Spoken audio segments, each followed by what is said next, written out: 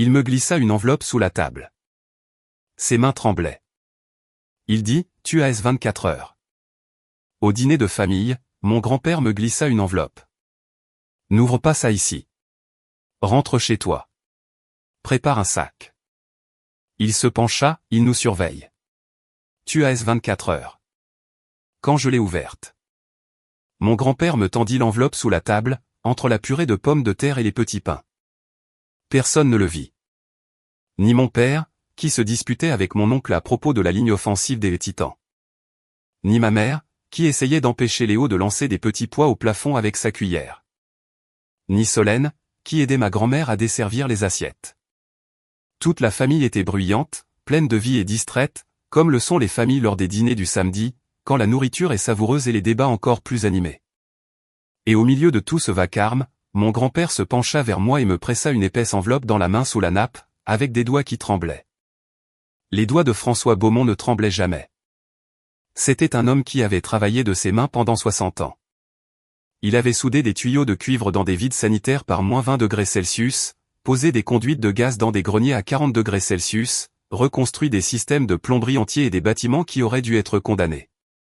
Ses mains étaient la chose la plus stable chez lui. En 34 ans de vie, je n'avais jamais vu ses doigts trembler. N'ouvre pas ça ici, dit-il.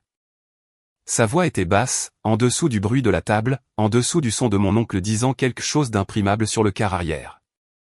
En dessous du cliquetis des plats et des rires et du chaos ordinaire d'un dîner de famille Beaumont à Brest, en Bretagne, un samedi soir d'octobre 2024. Papy, quoi? Rentre chez toi. Prépare un sac. Prépare un.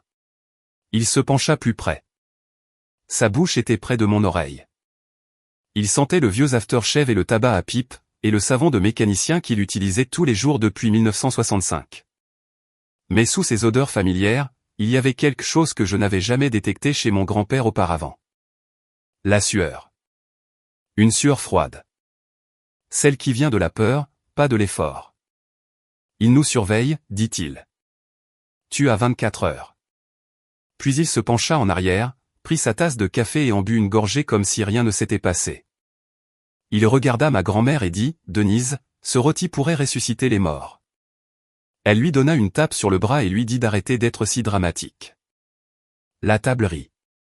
Le dîner continua, et je restai assis là, avec une enveloppe sur mes genoux et les mots de mon grand-père qui me martelaient le crâne comme un pistolet à clous.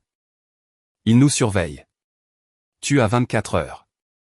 Je regardais son visage. Il souriait à ma grand-mère, complimentant la tarte qu'elle apportait à table, étant François Beaumont, le plombier retraité de 79 ans qui racontait de mauvaises blagues et construisait des nichoirs, et qui, de mémoire d'homme, n'avait jamais été plus compliqué que ce qu'il semblait être. Mais ses yeux racontaient une autre histoire. Quand ils croisèrent les miens à travers la table juste une seconde, il y avait quelque chose en eux que je n'avais jamais vu. Pas de la tristesse, pas de la colère, quelque chose de plus ancien que les deux. Quelque chose qui semblait avoir été en cage pendant très longtemps et qui s'était enfin libéré. Il avait peur. Mon grand-père, que je n'avais jamais vu broncher devant quoi que ce soit, ni le diagnostic qui avait pris l'audition de ma grand-mère de son oreille gauche, ni la récession qui avait failli tuer son entreprise en 2008. Ni la chute d'une échelle en 2015 qui lui avait cassé 3 côtes et l'avait mis à l'hôpital pendant une semaine, avait peur. Je mis l'enveloppe dans la poche intérieure de ma veste. Je finis ma tarte. J'embrassai ma grand-mère, serrai la main de mon père, embrassai ma mère, récupérai Léo du sol du salon où il s'était endormi sur le tapis avec le chien, et sortis vers ma voiture avec Solène à mes côtés et le secret de mon grand-père qui me brûlait la poitrine comme une braise. Le trajet de Brest à Vannes est d'environ 40 km. 35 minutes par une bonne nuit. Cette nuit-là, cela me semble à 1000. Tu es silencieux, dit Solène. Elle était assise sur le siège passager, sa main posée sur ma cuisse comme elle le faisait toujours sur le chemin du retour. Solène Beaumont, 32 ans, kinésithérapeute pédiatrique, le genre de femme qui pouvait sonder l'ambiance d'une pièce par la façon dont les gens tenaient leurs épaules. Elle pouvait certainement me lire. Juste fatigué. Tu n'es pas fatigué. Tu es autre chose. Qu'est-ce que ton grand-père t'a dit? Quand, au dîner, il s'est penché, je l'ai vu te donner quelque chose.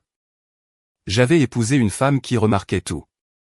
La plupart du temps, c'était l'une des choses que j'aimais chez elle. Ce soir-là, c'était gênant. Je te dirai quand nous serons à la maison. Dis-moi maintenant. Quand nous serons à la maison, Solène, s'il te plaît. Elle me regarda longuement. Puis elle se tourna et regarda Léo dans son siège auto derrière nous, dormant la bouche ouverte, son ours en peluche calé sous son menton. D'accord, dit-elle, quand nous serons à la maison. Nous nous garâmes sur l'allée de notre longère sur le chemin du printemps argenté à Vannes à 19h04. Une maison que nous avions achetée en 2020 avec un prêt immobilier aidé et toutes nos économies, l'espoir combiné de deux personnes d'une trentaine d'années qui croyaient qu'une maison avec un jardin et un bon quartier scolaire était le fondement d'une vraie vie. Je portais Léo à l'étage, le couchais dans son lit à barreaux, et restais là un instant à le regarder dormir. 3 ans, environ 12 kilogrammes, le poids entier de mon monde compressé dans un corps qui tenait encore dans mes bras. Il avait le nez de ma mère et l'entêtement de Solène, et un rire qui pouvait réparer tout ce qui était cassé dans ma journée. Quoi qu'il y ait dans cette enveloppe, de quoi que mon grand-père ait eu peur, ce garçon était la raison pour laquelle je devais le comprendre. Je descendis. Solène était à la table de la cuisine. 2 verres d'eau, la lumière du plafond allumée. Elle était assise comme elle s'asseyait quand elle se préparait à une conversation importante. Dos droit, mains jointes, yeux clairs. « Montre-moi, dit-elle. » Je pris l'enveloppe de ma veste, m'assis en face d'elle, l'ouvris. À l'intérieur, il y avait une lettre manuscrite, 6 pages, l'écriture en lettres capitales de mon grand-père, la même écriture qui avait étiqueté les raccords de tuyaux, rédigé des factures et signé des cartes d'anniversaire avec l'amicalement, Papy François pendant 34 ans. Une petite clé en laiton, du genre utilisé pour les coffres-forts, une clé USB, noire, sans étiquette, et une carte de visite pour quelqu'un nommé agent Camille Lefebvre, Direction Générale de la Sécurité Intérieure, Bureau Régional de Nantes, DGSI. Je pris la lettre. Solène se pencha en avant. Je la lus à voix haute car quoi que ce soit, nous étions dedans ensemble. Arthur, si tu lis ceci, cela signifie que je n'ai plus le temps de te dire en personne ce que j'aurais dû te dire il y a des années, des décennies. Je suis désolé pour cela. Je suis désolé pour tout cela. Mais en ce moment, le regret n'a pas d'importance. Ce qui importe, c'est que tu comprennes ce qui se passe et que tu agisses vite. Je regardai Solène. Elle hocha la tête. Continue. En 1968, j'avais 23 ans. Je travaillais comme apprenti plombier à Brest, faisant un travail de réparation dans un club social de la rue de la République. Le club appartenait à un homme nommé Victor Gallois. Je ne savais pas qui il était. J'étais juste là pour réparer un chauffe-eau en panne. Pendant que j'étais au sous-sol, j'ai trouvé une pièce qui n'était pas censée être là, derrière un faux mur. À l'intérieur de cette pièce se trouvaient des boîtes d'argent liquide. Des registres et des documents que même un plombier de 23 ans pouvait reconnaître comme des preuves d'activités illégales. J'aurais dû partir. Je ne l'ai pas fait. Je suis retourné le lendemain pour finir le travail, et 2 hommes en costume m'attendaient. Non pas les hommes de Gallois, mais des agents fédéraux. Ils surveillaient le club depuis des mois. Ils savaient que j'avais vu la pièce, et ils m'ont donné un choix. Coopérer ou être accusé de complicité de blanchiment d'argent. J'ai coopéré. Je cessai de lire, regardai la lettre, regardai Solène. Son visage était très immobile. Ton grand-père était un informateur de la DGSI. C'est ce que ça dit. François, le plombier, l'homme qui construit des nichoirs. Continue d'écouter. Je continuai à lire. Pendant 15 ans, de 1968 à 1983, j'ai travaillé comme informateur confidentiel pour la DGSI. Mon officier traitant était un agent nommé Claude Rédillon. J'ai continué mon travail de plomberie comme couverture. La famille Gallois m'utilisait régulièrement parce que j'étais fiable et discret, et parce que les plombiers vont partout. Personne ne pense au sous-sol, aux buanderies, derrière les murs. J'ai vu des choses, j'ai entendu des choses, et j'ai tout rapporté à Claude. En 1983, la DGSI est passée à l'action. 14 membres de l'organisation Gallois ont été arrêtés. Victor Gallois a été emprisonné à vie. Ses lieutenants ont suivi. L'opération a été démantelée. Et j'ai reçu une distinction que je ne pouvais montrer à personne. Un petit complément de pension que je ne pouvais expliquer et la promesse que mon identité resterait secrète pour toujours. Pendant 41 ans, cette promesse a tenu. Le mois dernier, elle a été rompue. Je tournais la page. Un journaliste a déposé une demande en vertu de la loi sur la liberté d'information pour des documents liés à l'affaire Gallois. La plupart des dossiers ont été correctement caviardés, mais un lot contenait des références à un artisan de Brest qui avait servi d'informateur principal. Le journaliste a publié un article dans un magazine de faits divers. C'était un petit article. Personne dans notre famille ne l'aurait vu, mais la mauvaise personne l'a fait. Le fils de Victor Gallois, Dominique Junior. A 58 ans. Il a purgé 12 ans de prison fédérale et est sorti depuis 2007. Il a passé 17 ans à essayer d'identifier l'informateur qui a détruit sa famille. Cet article lui a donné le dernier élément dont il avait besoin. Claude Rédillon, mon ancien officier traitant, a toujours des contacts au sein du bureau. Il m'a appelé il y a 3 jours. Il m'a dit que Dominique Gallois Junior m'avait identifié. Il m'a dit que Dominique avait envoyé des gens en Bretagne. Il m'a dit qu'ils avaient été repérés à Brest. Arthur, j'ai 79 ans. J'ai vécu avec ce secret pendant 56 ans. Je n'ai pas peur pour moi-même. J'ai peur pour toi, pour Solène, pour Léo, pour ton père et ta mère. Ces gens ne viennent pas seulement pour l'informateur. Ils viennent pour la famille. La clé dans cette enveloppe ouvre un coffre-fort au Crédit Mutuel de la Grande Rue à Brest. À l'intérieur se trouvent 385 000 € en espèces. C'est mes économies de 55 ans de travail de plombier plus le complément de pension de la DGSI mis de côté pour ce genre d'urgence. Prends-le. Utilise-le pour assurer la sécurité de ta famille jusqu'à ce que cela soit résolu. La clé USB contient des copies numériques des rapports originaux de Claude, documentant chaque réunion. Chaque information que j'ai fournie. Je les ai obtenues de Claude il y a des années comme assurance. S'il m'arrive quelque chose, ces rapports prouvent tout. La carte de visite est celle de l'agent Camille Lefebvre, DGSI Nantes. Elle gère les référentiels de protection des témoins.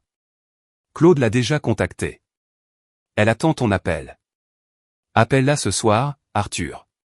Prépare un sac. Prends Solène et Léo et pars. Ne le dis pas à ton père. Pas encore. Je m'occuperai de Grégoire. Toi, occupe-toi de ta famille. Je suis désolé de ne jamais te l'avoir dit, mon fils. Je suis désolé que tu l'apprennes comme ça, mais je ne suis pas devenu informateur parce que j'étais courageux. J'en suis devenu un parce que je n'avais pas le choix. Et je suis resté silencieux pendant 56 ans parce que le silence était la seule chose qui maintenait en vie tout ce que j'aime. Tu as 24 heures, peut-être moins. Agis maintenant. Je t'aime. Je t'ai toujours aimé. Et tout ce que j'ai fait, chaque tuyau que j'ai réparé, chaque nichoir que j'ai construit, chaque mensonge que j'ai raconté sur qui je suis, a été pour protéger cette famille. Papy François. Je posai la lettre sur la table. La cuisine était très silencieuse. Le réfrigérateur bourdonnait. À l'étage, Léo fit un bruit dans son sommeil. Le doux murmure d'un enfant qui se repositionne dans son lit. Solène prit la lettre, la relut silencieusement. La posa. Prit la carte de visite de la DGSI, la tourna entre ses doigts, la posa. Appelle-la, dit Solène. Il est plus de 19 h un samedi. Ton grand-père a dit qu'elle attend ton appel. Appelle-la. Je pris mon téléphone, composai le numéro sur la carte. Cela sonna 2 fois. Ici Lefebvre. Agent Lefebvre, je m'appelle Arthur Beaumont. Je suis le petit-fils de François Beaumont. Monsieur Beaumont, j'attendais votre appel. Claude Rédillon m'a briefé il y a 2 jours. Sa voix était contrôlée, professionnelle, la voix d'une femme qui traitait les menaces pour gagner sa vie et avait calibré son ton pour projeter de la compétence sans alarme. Jusqu'où votre grand-père vous a-t-il tout raconté? Tout. La lettre, la clé USB. Il a dit que nous avions 24 heures. C'est approximativement exact. Nous surveillons les mouvements de Dominique Gallois Junior depuis la fuite de la demande FOIA. 2 individus associés à son organisation ont été observés dans la région de Brest il y a 48 heures. Nous pensons qu'ils effectuent une surveillance avant d'agir. Surveillance sur qui? Votre grand-père. Éventuellement la résidence de votre père à Rennes et éventuellement vous. Je regardais Solène. Elle écoutait, lisant mon visage comme elle lisait les visages de ses patients. Pour la douleur, pour la peur, pour les choses que les gens ne disent pas à voix haute. Que faisons-nous ce soir? Restez chez vous. Gardez les lumières normales. Ne faites pas vos bagages de manière visible. Si quelqu'un vous observe, nous ne voulons pas signaler que vous êtes conscient de la menace. Je dépêche 2 agents dans votre région dans l'heure. Ils mettront en place une surveillance dans votre rue. Vous ne les verrez pas, mais ils seront là. Et demain matin, mon équipe viendra à votre porte à 7 heures. Nous vous transporterons, vous, votre femme et votre fils, dans un lieu sûr. Votre grand-père sera déplacé séparément. Vos parents seront contactés et briefés. Combien de temps? Jusqu'à ce que nous neutralisions la menace. Nous nous coordonnons avec l'unité de lutte contre le crime organisé de Bordeaux. Dominique Gallois Jr. est sur notre radar depuis des années. Cela nous donne la cause probable dont nous avions besoin pour agir contre lui. Elle fit une pause. Monsieur Beaumont, votre grand-père a fait quelque chose de très courageux en 1968. Et le fait qu'il protège toujours sa famille 56 ans plus tard me dit tout ce que je dois savoir sur le genre d'homme qu'il est. C'est un plombier, dis-je. Il répare des choses. Oui, c'est ce qu'il fait. Je raccrochai. Solène était déjà en mouvement. Elle monta tranquillement à l'étage, tira une valise du placard et commença à faire les affaires de Léo. Couches, vêtements, son ours en peluche, la couverture sans laquelle il ne pouvait pas dormir. Elle rangeait avec l'efficacité d'une femme qui avait décidé que la peur était un luxe qu'elle ne pouvait pas se permettre en ce moment. J'appelai mon grand-père. Il répondit dès la première sonnerie. Il attendait. Tu l'as ouverte? Oui, papy. Je l'ai ouverte. Silence. Le genre de silence qui a du poids et de la texture. Le silence d'un homme qui a porté un secret pendant 56 ans et qui l'a enfin déposé. Je suis désolé, Arthur. Ne sois pas désolé. Raconte-moi le reste. Le reste, les parties que tu ne pouvais pas mettre dans une lettre. Dis-moi qui tu es vraiment. Il resta silencieux longtemps. Je pouvais l'entendre respirer. Je pouvais entendre la télévision dans son salon, le faible murmure d'un match de football. Je pouvais entendre la maison dans laquelle il vivait depuis 43 ans s'installer autour de lui. La même maison où j'avais appris à faire du vélo et à attraper une balle de baseball et à utiliser un niveau. J'avais 23 ans, dit-il. J'étais un gamin. Je n'avais même pas encore ma licence de compagnon. J'étais juste un apprenti faisant une réparation de chauffe-eau dans un club social de la rue de la République. Le propriétaire, un homme nommé S, c'était l'un des hommes de Gallois. Il m'a dit que le chauffe-eau était au sous-sol. Alors, je suis descendu et derrière la zone des services publics, il y avait une porte qui était censée être verrouillée. Elle ne l'était pas. Je l'ai poussée. Que as-tu vu? De l'argent. Des boîtes et des boîtes d'argent liquide. Des registres. Un bureau avec un téléphone et un calendrier avec des dates et des noms. Je ne savais pas exactement ce que je regardais, mais je savais que ce n'était pas des fournitures de plomberie. Et la DGSI, 2 agents étaient dehors quand je suis parti. Ils surveillaient le club depuis des mois. Ils m'ont vu entrer, m'ont vu sortir l'air d'avoir vu un fantôme. Ils m'ont abordé sur le parking, m'ont montré leur badge, m'ont demandé ce que j'avais vu. Je leur ai dit, et puis l'un d'eux, un homme nommé Claude Rédillon, il a dit quelque chose que je n'ai jamais oublié. Il a dit, mon garçon, tu peux partir tout de suite et faire comme si tu n'avais rien vu, mais ces hommes dans ce club font du mal aux gens. Ils détruisent des familles, et tu es en position d'aider à arrêter ça. Alors, qu'est-ce que tu veux faire? Et tu as dit oui. J'ai dit oui parce que Claude a fait comme si j'avais le choix. Je ne suis pas sûr de l'avoir eu, mais j'aime penser que j'aurais dit oui de toute façon. Il fit une pause. J'étais un plombier, Arthur. Personne ne regarde un plombier. Personne n'écoute un plombier. J'étais invisible et cela m'a rendu parfait pendant 15 ans. Pendant 15 ans, chaque fois qu'il m'appelait pour réparer quelque chose, j'écoutais. Chaque fois que j'étais dans un sous-sol ou une arrière-pièce ou un vide sanitaire, j'observais. Je rentrais chez moi le soir et j'écrivais tout ce dont je me souvenais. Et une fois par semaine, je rencontrais Claude dans un restaurant routier et je lui remettais mes notes. Avais-tu peur? Chaque jour pendant 15 ans.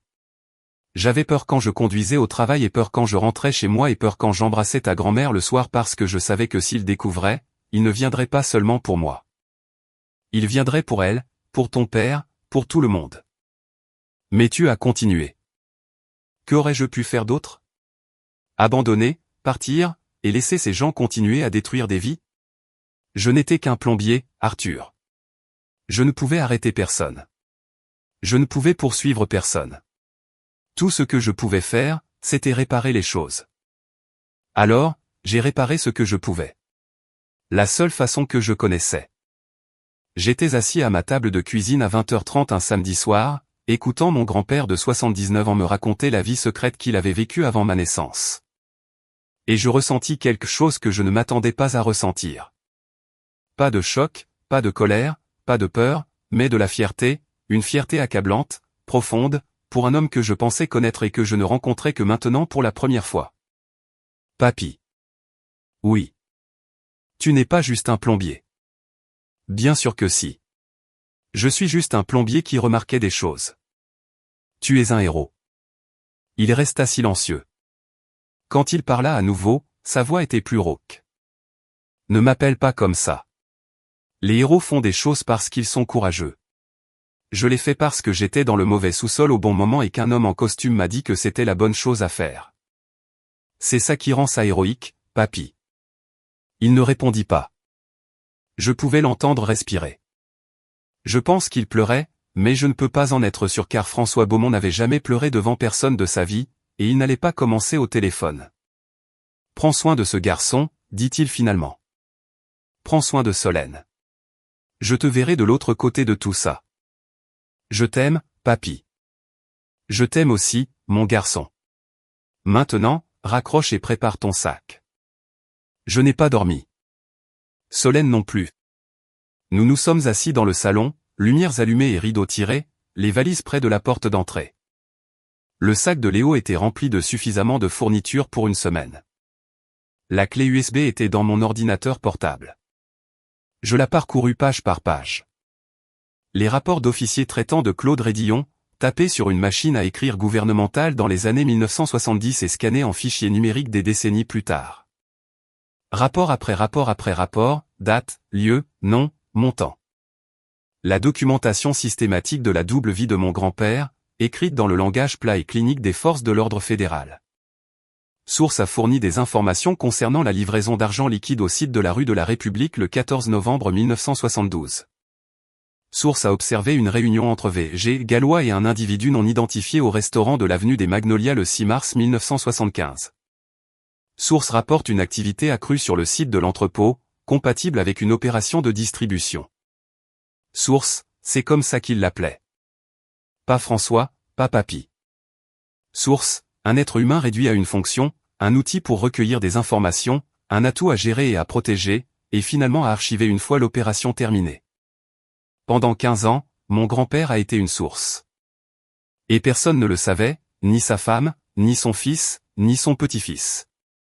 Il a porté ce fardeau seul, comme il portait tout, silencieusement, sans se plaindre, avec les mains stables d'un homme qui avait passé sa vie à réparer des choses que d'autres ne savaient même pas casser. À 2h14 du matin, une voiture passa lentement devant notre maison. Berline sombre, sans lumière. J'observais par l'interstice des rideaux, le cœur battant contre mes côtes. Elle atteignit le bout de la rue, tourna et revint, repassa devant la maison.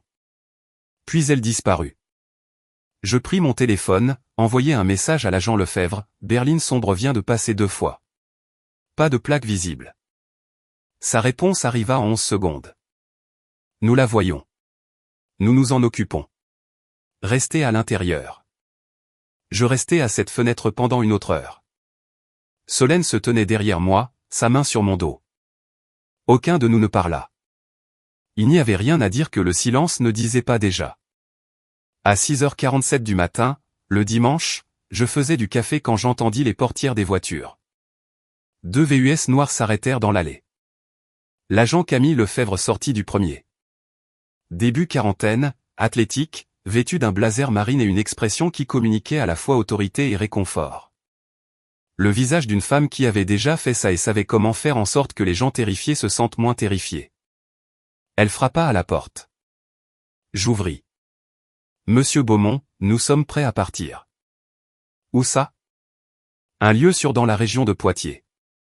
Vous serez à l'aise.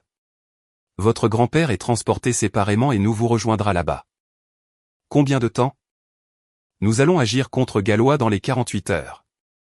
La surveillance que la lettre de votre grand-père a fournie, combinée à l'activité récente que nous avons documentée, nous donne la cause probable pour des mandats d'arrêt. Une fois qu'il sera en détention, la menace pour votre famille sera neutralisée. Et si ça prend plus de temps? Ça ne prendra pas plus de temps.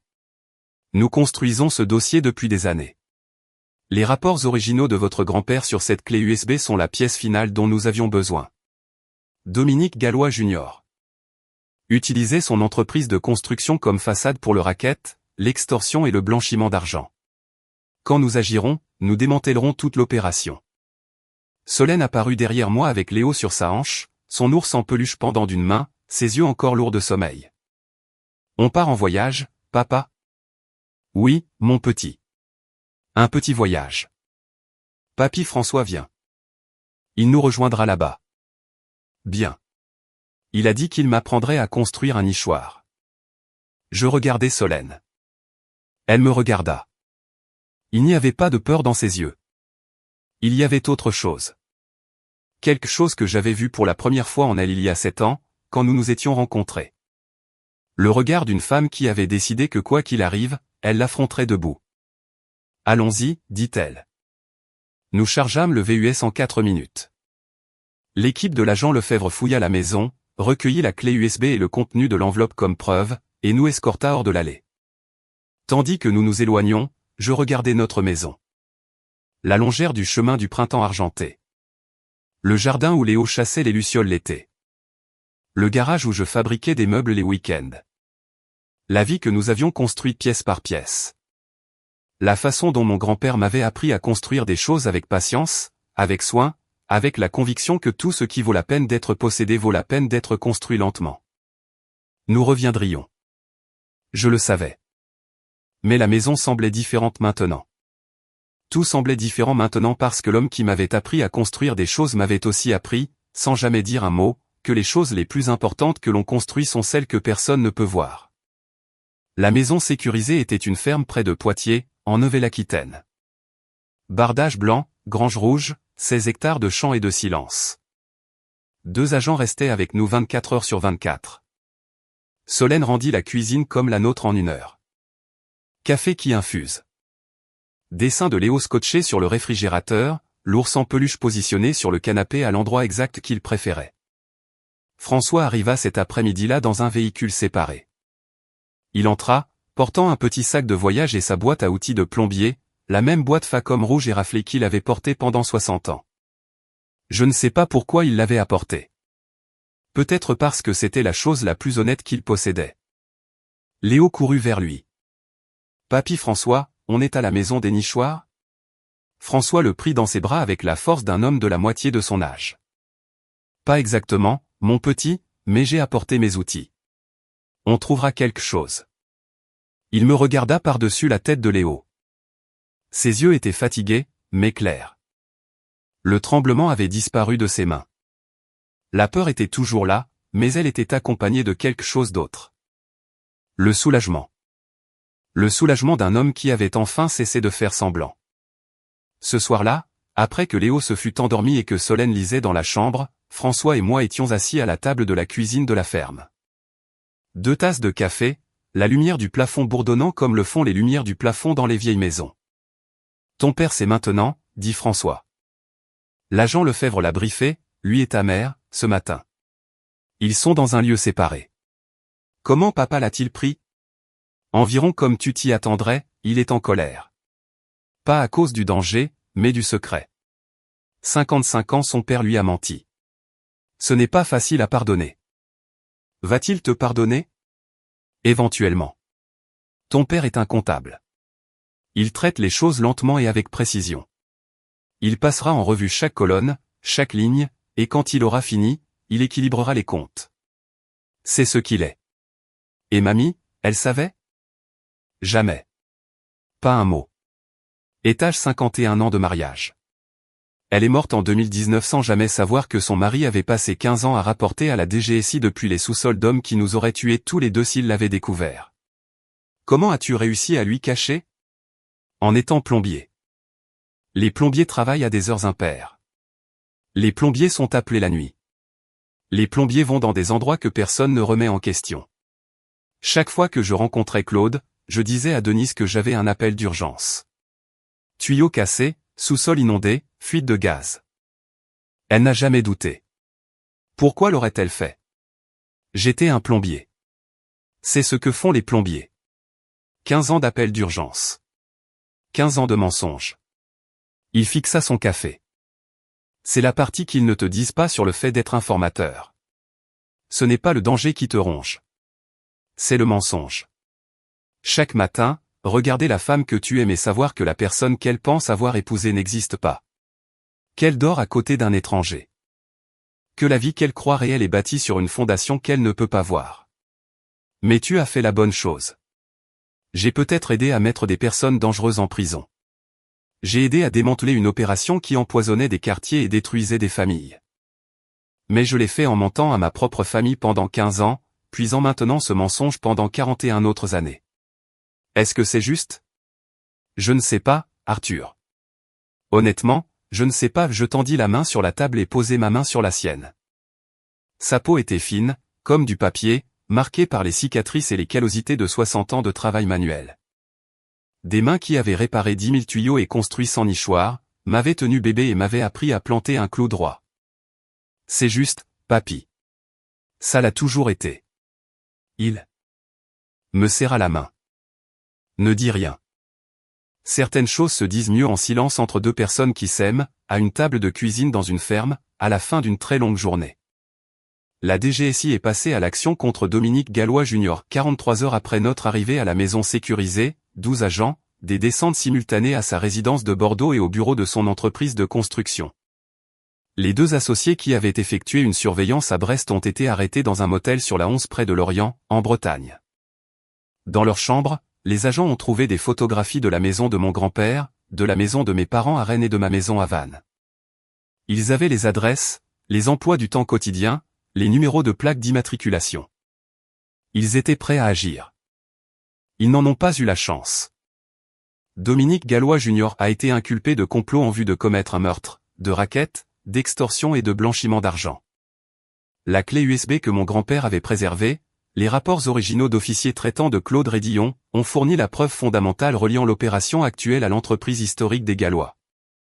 41 ans de dossiers scellés de la DGSI combinés aux données de surveillance actuelles ont bâti un dossier que l'avocat de Dominique a qualifié d'accablant dans sa déclaration publique demandant un accord de plaidoyer. L'accord de plaidoyer a été refusé. Dominique a été jugé 7 mois plus tard, en mai 2025.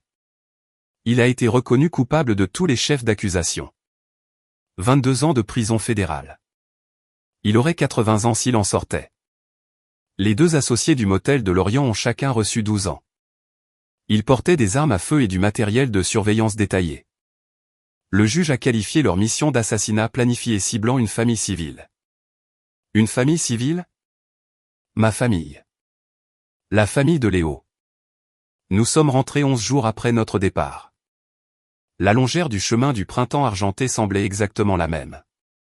La pelouse devait être tondue. Le courrier s'était accumulé. Le tricycle en plastique de Léo était toujours sur le porche où il l'avait laissé. Mais je n'étais pas le même. Et je ne le serai plus jamais. 9 mois se sont écoulés. C'est juillet 2025. Un été breton, air humide, arbres verts, le genre de chaleur qui fait sortir les lucioles au crépuscule, et les arroseurs tournent jusqu'à minuit. Je suis de retour au lycée de Vannes, de retour dans mon atelier, ma salle de classe, enseignant aux jeunes l'utilisation des tours, des scies sur table et des rabots à main.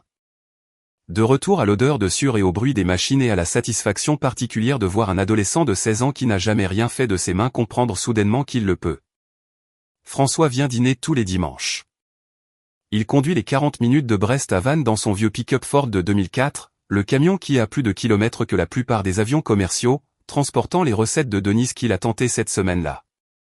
L'homme ne sait pas cuisiner pour sauver sa vie, mais il essaie, et nous mangeons tout ce qu'il apporte parce que c'est ce que fait la famille.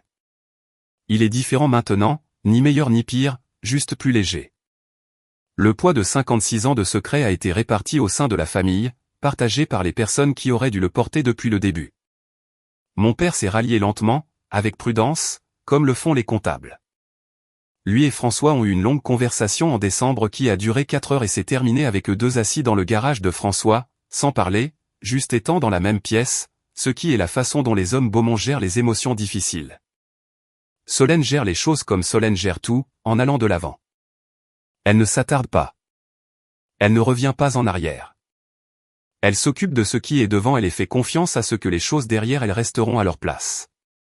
Elle m'a dit une fois, pendant la semaine à la maison sécurisée, qu'elle n'avait pas peur. Pourquoi pas, ai-je demandé. Parce que je sais qui tu es. Je sais qui est ton grand-père. Et je sais que les gens qui essaient de nous faire du mal sont en prison et les gens qui nous protègent sont dans cette cuisine. Elle regarda Léo, qui construisait une tour avec des blocs de bois sur le sol de la ferme. C'est assez.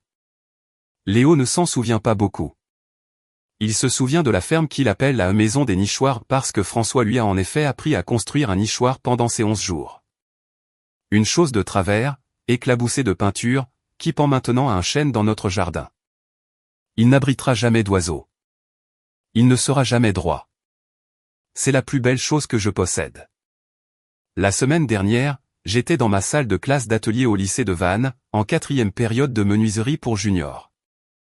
Un jeune nommé Martin avait du mal avec le tour. Il essayait de tourner un pied de table depuis 20 minutes et le bois n'arrêtait pas de s'accrocher et il devenait frustré, comme les adolescents deviennent frustrés, bruyamment, dramatiquement, avec une certitude croissante que l'univers conspirait personnellement contre lui. Je m'approchai, posai ma main sur son épaule. Mon grand-père m'a appris quelque chose. Il était plombier, il a travaillé de ses mains toute sa vie. Il disait que le plus important quand on travaille de ses mains, ce n'est pas ce que l'on construit, c'est ce que l'on répare. N'importe qui peut construire quelque chose de nouveau. Il faut de la vraie compétence pour réparer ce qui est cassé. Martin me regarda. Qu'est-ce que cela a à voir avec ce stupide tour? Le bois s'est accroché parce que tu te bats contre lui. Tu essaies de forcer la forme. Tu veux au lieu de travailler avec le grain. Ralentis. Sens le bois. Laisse-le te dire où il veut aller. Il essaya de nouveau, plus lentement cette fois. Le bois tourna en douceur. La forme apparut. Un pied de table, pas parfait, mais réel, fait de ses propres mains. Ça y est, dis-je, c'est exactement ça. Il sourit. 16 ans et fier d'un pied de table. Je connaissais ce sentiment. Je le connaissais parce que mon grand-père me l'avait donné dans son garage il y a 30 ans, m'apprenant que le travail compte, que les mains comptent, que le travail silencieux et invisible de réparer et de construire et de se présenter jour après jour est le travail le plus important qui soit. François Beaumont, plombier, informateur, grand-père, l'homme qui réparait des choses que personne ne savait casser. Je suis assis sur mon porche en ce moment. Le nichoir se balance légèrement dans la brise de juillet. À l'intérieur, Léo construit quelque chose avec des Legos. Solène prépare de la soupe. Mon téléphone affiche un message de François. Je viens dimanche, j'ai fait du pain de viande. Ne ris pas. Je ne rirai pas. Je mangerai le pain de viande. Je regarderai mon grand-père jouer avec mon fils. Je m'assiérai à table avec les gens que j'aime et je saurai quelque chose que la plupart des gens n'apprennent jamais. Que l'homme tranquille au bout de la table. Celui avec les mains calleuses et les mauvaises blagues et les nichoirs qui ne seront jamais droits est la personne la plus courageuse que j'ai jamais rencontrée et il n'est qu'un plombier. Maintenant, je veux vous demander quelque chose. Que feriez-vous si quelqu'un que vous aimez vous tendait une enveloppe en disant que vous avez 24 heures? L'ouvririez-vous immédiatement ou attendriez-vous? Leur feriez-vous confiance sans poser de questions ou exigeriez-vous d'abord des réponses? Et avez-vous déjà découvert que quelqu'un dans votre famille avait une vie secrète, une toute autre identité qu'il gardait cachée pour protéger les personnes qu'il aimait? Si oui, vous connaissez ce sentiment. Le sol se dérobe sous vos pieds. Tout ce que vous pensiez solide s'avère n'être qu'une surface. Et en dessous se trouve une profondeur que vous n'auriez jamais imaginée. Et quand le choc s'estompe, ce qui reste est quelque chose d'extraordinaire. La connaissance que quelqu'un vous a suffisamment aimé pour porter un poids qui aurait écrasé la plupart des gens, en silence, pendant des décennies, juste pour que vous puissiez vivre sans lui. C'est ce que mon grand-père a fait pendant 56 ans pour moi, pour nous tous.